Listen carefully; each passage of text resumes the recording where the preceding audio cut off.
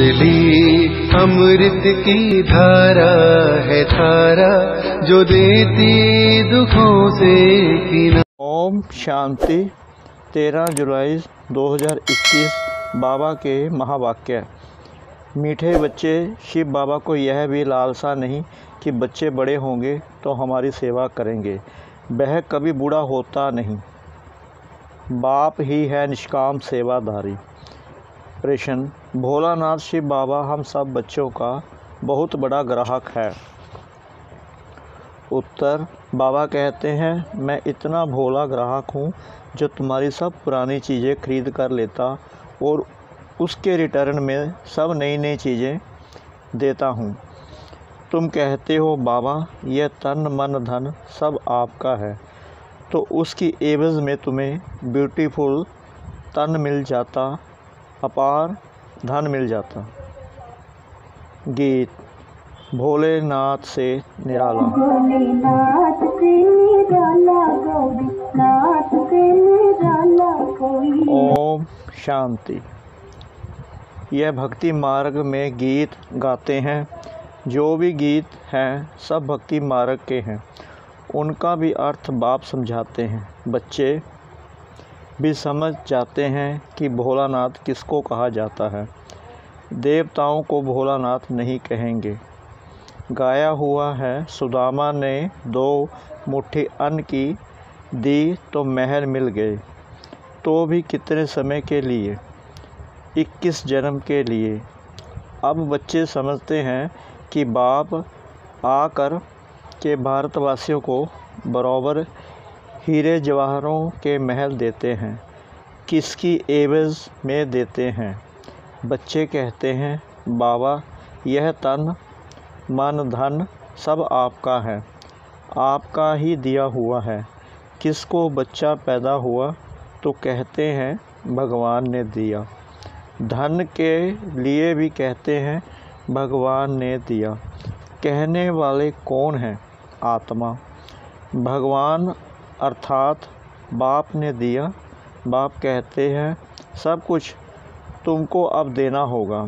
उसकी एवज़ में हम तुमको बहुत ब्यूटीफुल तन ट्रांसफ़र कर देंगे, अपार धन देंगे। लेकिन किसको देंगे? ज़रूर बच्चों को ही देंगे। लौकिक बाप से अल्पकाल के लिए धन मिला है। बेहद का बाप हमको बेहद का बरसा देंगे। बाप समझाते हैं, ज्ञान और भक्ति में रात दिन का फ़र्क है। भक्ति में अल्पकाल के लिए मिलता है। धन है तो सुख है। धन के बिगर मनुष्य कितने दुखी होते हैं। बच्चे जानते हैं बाबा हमको अथाह धन देते हैं, इसलिए खुशी होती है। सुखदाम में तो सुख की कोई कमी नहीं। हर एक को अपनी अपनी राजधानी है। उसको कहा जाता है पवित्र गृहस्थ आश्रम। तो बाप कितना भोला है, क्या लेते हैं और क्या देते हैं। कितना अच्छा ग्राहक है। बाप यूँ भी बच्चों का तो बाप ग्राहक ही है। बच्चा पैदा हुआ और सारी मलकियत उनकी है। वह होते हैं हद के ग्राहक। यह है बेहद का भोलानाथ। बेहद के बच्चों का ग्राहक। बाप कहते हैं, मैं परम धाम से आया हूँ। पुराना सब कुछ तुमसे लेकर नई दुनिया में तुमको सब कुछ देता हूँ। इसलिए दाता कहा जाता है। दाता भी इन जैसा और कोई नहीं। निष्काम सेवा करते हैं। बाप कहते हैं, मैं निष्कामी हूँ, मेरे को कोई भी लालसा नहीं। ऐसे तो नहीं कहता हूँ कि बच्चों का काम है बूढ़े बाप की संभाल करना, क्योंकि हमने तुम्हारी संभाल की है। नहीं, यह कायदा होता है, बाप बूढ़ा हो तो बच्चे उनकी संभाल करें। यह बाप तो कभी बूढ़ा होता नहीं, सदैव जवान है। आत्मा कभी बूढ़ी नहीं होती, यह तो जानते हो। लेकिन बाप बच्चों में उम्मीद रखते हैं कि हम बूढ़ा होगा तो बच्चे हमारी सेवा करेंगे। भर सब कुछ बच्चों को देते हैं, फिर भी सेवा तो होती है। यह शिव बाबा कहते हैं, मैं हूँ ही अभोक्ता, मैं कभी खाता ही नहीं हूँ, मैं आता ही हूँ सिर्फ बच्चों को नॉलेज देने। सुप्रीम रूह, रूहों को बैठ समझाते हैं, रूह ही सुनती है, हर एक बात रूह करती है, संस्कार भी रूह ले जाती है, जिसके आधार पर शरीर मिलता है। यहाँ मनुष्यों की अनेक मतें हैं। कोई कहते हैं रूह परमात्मा ही ठहरा, उनको कुछ भी लेप छेप नहीं लगता है। आत्मा निर्लेप कह देते हैं। अगर आत्मा निर्लेप होती तो क्यों कहते पाप आत्मा पुण्य आत्मा। अगर आत्मा निर्लेप है तो कहा जाए पाप शरीर पुण्य शरीर। अभी तुम जानते हो कि सभी आत्माओं का रूहानी बाप हम रूहों को पढ़ा रहे हैं इस शरीर द्वारा। आत्मा को बुलाते भी है ना, कहते हैं हमारे बाप की आत्मा आई टेस्ट ली। आत्मा ही टेस्ट लेती है, बाप तो ऐसा नहीं कहेंगे, वो तो अभोक्ता है, ब्राह्मणों को खिलाते हैं। आत्मा आती है, कहाँ तो विराजमान होती होगी। ब्राह्मणों आदि को खिलाना भारत में कॉमन बात है। आत्मा को बुलाते हैं, उनसे पूछते हैं, फिर कई बातें उनकी सच्ची भी निकलती हैं। यह पितर आदि खिलाना, यह भी ड्रामा में नूंद है, इसमें कोई बंडर नहीं खाना चाहिए। बाप नट शेर में ड्रामा के राज को बताते हैं। डिटेल तो इतनी ड्रामा की समझानी दे नहीं सकते, एक एक की समझानी में ही वर्ष लग जाएं। तुम बच्चों को बड़ी सहज शिक्षा मिलती है, गाते भी हैं, हे पतित पावन आओ, आकर हमको पावन बनाओ। उनका नाम ही है पतित पावन। ब्रह्मा विष्णु को पतित पावन नहीं कह सकते। बाप को ही पतित पावन लिबरेटर कहते हैं। दुख हरता सुख करता भी उनको ही कहा जाता है। वह है निराकार। शिव के मंदिर में जाकर देखो, वहाँ लिंग रखा है, जरूर चैतन्य था, तब तो पूजा करते हैं। यह देवता भी कभी चैतन्य थे, तब तो उन्हों की महिमा है। नेहरू चैतन्य में था, तब तो उनका फ़ोटो निकाल महिमा करते हैं। कोई अच्छा काम करके जाते हैं तो उनका जड़ चित्र बनाए महिमा करते हैं, पवित्र की ही पूजा करते हैं। कोई भी मनुष्य की पूजा नहीं कर सकते, विकार में पैदा होते हैं, ना तो उनकी पूजा नहीं हो सकती। पूजा देवताओं की होती है जो सदैव पवित्र होते हैं। तुम जानते हो बाप आया था, फिर अब संगम पर आया है स्वर्ग की स्थापना करने। फिर द्वापर से रावण राज्य शुरू होगा। रावण राज्य शुरू होने से झट शिव का मंदिर बनाते हैं। अभी तो चैतन्य में नॉलेज सुना रहे हैं। वह सत्य है, चैतन्य है, उनकी ही महिमा गाते हैं। निराकार को शरीर तो चाहिए ना, तो बाप ही आकर विश्व को हेवन बनाते हैं। उस हेवन में राज्य करने के लिए तुम पुरुषार्थ कर रहे हो, स्वर्गवासी तुम बन रहे हो। निराकार परम पिता परमात्मा ज्ञान का सागर है, परंतु सुनाए कैसे। कहते हैं मैं इस शरीर में आया हूँ, मेरा ड्रामा में यह पार्ट है, मैं प्रकृति का आधार लेता हूँ। यह जो पहले नंबर का है, इनके ही बहुत जन्मों के अंत में मैं आकर प्रवेश करता हूँ और इनका नाम ब्रह्मा रखता हूँ। पहले यह सब भट्टी में थे तो बहुतों को नाम दिए थे, परंतु बहुतों ने फिर छोड़ दिया, इसलिए नाम रखने से क्या फ़ायदा। तुम वह नाम देखो तो वंडर खाओ। एक ही साथ सब इकट्ठे कितने रमणीक नाम आए। संदेशी नाम ले आती थी, वह लिस्ट भी ज़रूर रखनी चाहिए। सन्यासी भी जब सन्यास करते हैं तो उनका भी नाम बदल जाता है, घर बार छोड़ देते हैं। तुम छोड़ते नहीं हो, तुम ब्रह्मा के आकर बनते हो, शिव के तो हो ही। तुम कहते ही हो बाप दादा सन्यासियों का ऐसे नहीं होता है। भले नाम बदलते हैं परंतु बाप दादा नहीं मिलता, उनको सिर्फ गुरु मिलता है। हठ योगी हद के सन्यासी और राजयोगी बेहद के सन्यासी में रात दिन का फर्क है।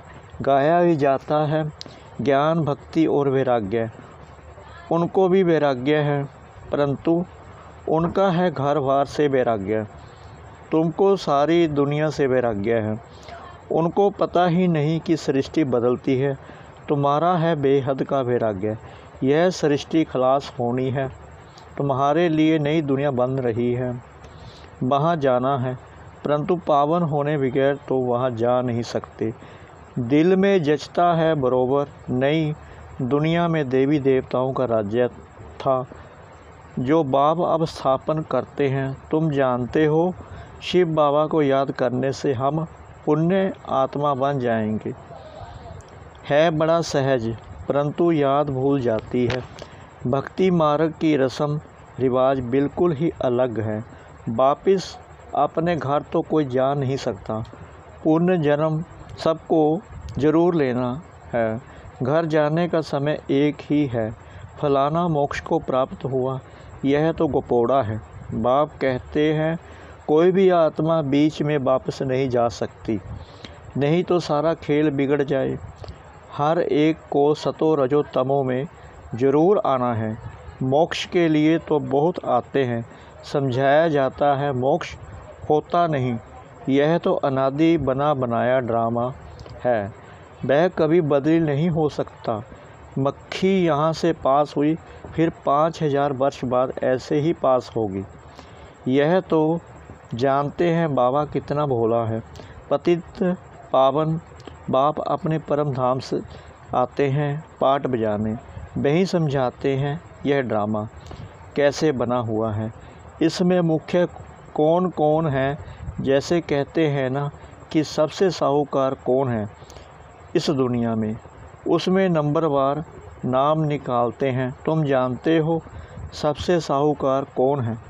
वह कहेंगे अमेरिका, परंतु तुम जानते हो स्वर्ग में सबसे साहूकार यह लक्ष्मी नारायण बनते हैं। तुम पुरुषार्थ करते हो भविष्य के लिए सबसे बड़ा साहूकार बनने के लिए, यह रेस है। इन लक्ष्मी नारायण जैसा साहूकार कोई होगा? अल्लाह अव्वल दीन की भी स्टोरी बनाते हैं। ठगा करने से कुबेर का खजाना निकल गया। बहुत किस्म किस्म के नाटक बनाते हैं। अभी तुम्हारी बुद्धि में है यह शरीर छोड़ स्वर्ग में जाएंगे, हमको कारून का खजाना मिलेगा। बाप कहते हैं मुझे याद करने से माया एकदम भाग जाएगी। बाप को याद नहीं करते तो माया फिर तंग करती है। कहते हैं बाबा हमको माया के तूफ़ान बहुत आते हैं। अच्छा, बाप को बहुत प्यार से याद करो तो तूफ़ान उड़ जाएंगे। बाकी नाटक आदि बैठ बनाए हैं, बात है कुछ भी नहीं। बाप कितना सहज बताते हैं, सिर्फ बाप को याद करो तो तुम्हारे में जो अल्लाएँ हैं वह निकल जाएंगी और कोई तकलीफ़ नहीं देते हैं। आत्मा जो पवित्र सच्चा सोना थी वह अब झूठी बन गई हैं, फिर सच्ची बनेगी। इस याद अग्नि से आग में डालने बगैर सोना पवित्र हो ना सके तो इसको भी योग अग्नि कहते हैं। याद की बात, वो लोग तो अनेक प्रकार के हठ योग से कहलाते हैं। तुमको तो बाप कहते हैं उठते बैठते याद करो। आसन आदि कहाँ तक तुम लगाएंगे? यह तो चलते फिरते काम करते याद में रहना है। भल बीमार हो तो यहाँ लेट कर भी बाप को याद कर सकते हो। शिव बाबा को याद करो और चक्कर फिराओ बस। उन्होंने फिर लिखा है गंगा का तट हो अमृत मुख में हो। गंगा के किनारे तो गंगा जल ही मिलता है, इसलिए मनुष्य हरिद्वार में जाकर बैठते हैं। बाप तो कहते हैं तुम कहाँ भी बैठो, भल बीमार हो, सिर्फ बाप को याद करो। सब दर्शन चक्कर फिराते रहो, तब प्राण तन से निकले। यह प्रैक्टिस करनी पड़े। उस भक्ति मार्ग की बातों में और इस ज्ञान मार्ग की बातों में कितना रात दिन का फ़र्क है।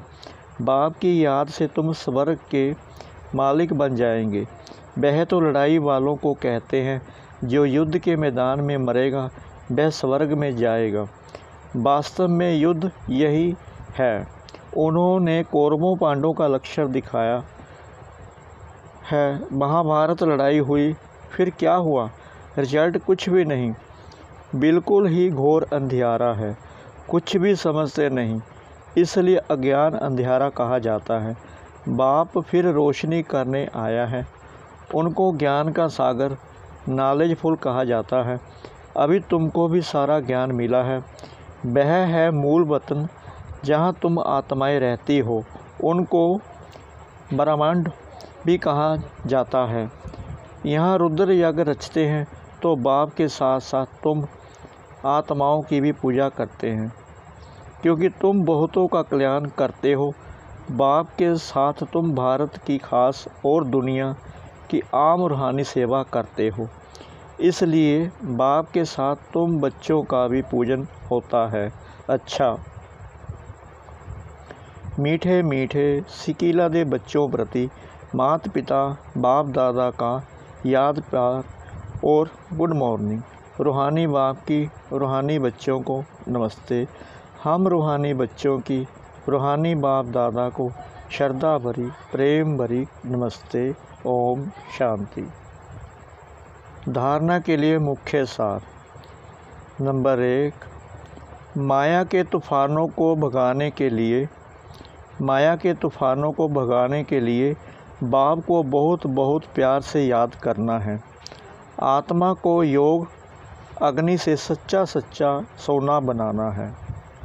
नंबर 2, बेहद का बैरागी बन इस पुरानी दुनिया को भूल जाना है। दुनिया बदल रही है, नई दुनिया में जाना है, इसलिए इससे संन्यास ले लेना है। वरदान, ज्ञान की पॉइंट्स को हर रोज़ रिवाइज कर समाधान स्वरूप बनने वाले बेगमपुर के बादशाह भव। ज्ञान की पॉइंट्स जो डायरियों में अथवा बुद्धि में रहती हैं, उन्हें हर रोज़ रिवाइज करो और उन्हें अनुभव में लाओ, तो किसी भी प्रकार की समस्या का सहज ही समाधान कर सकेंगे। कभी भी व्यर्थ संकल्पों के हैमर से समस्या के पत्थर को तोड़ने में समय नहीं गवाओ। ड्रामा शब्द की स्मृति से हाई जंप दे आगे बढ़ो, फिर ये पुराने संस्कार आपके दास बन जाएंगे। लेकिन पहले बादशाह बनो, तख्त नशीन बनो।